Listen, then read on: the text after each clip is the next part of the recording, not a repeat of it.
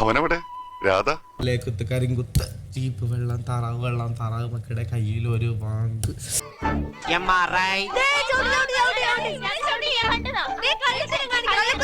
കുത്തി പരിപ്പൂറാക്കി പരിപ്പുണ്ട് സീതയുമുണ്ട് സീതയുടെ അപ്പയുടെ പേരെന്ത്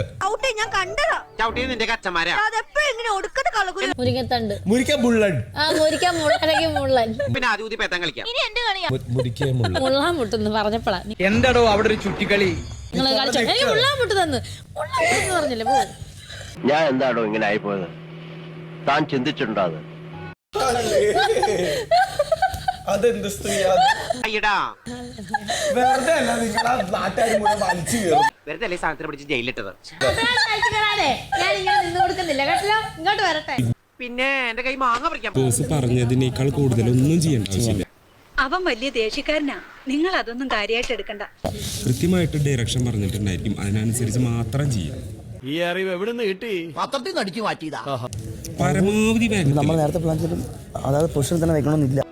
ഇനിയെങ്കിലും ഇതൊക്കെ സൂക്ഷിക്കണം. ഞങ്ങൾ രണ്ടുപേരും സാധനം കൊണ്ട് ഫ്രിഡ്ജിന്റെ അവിടെ വെക്കും കേട്ടാ.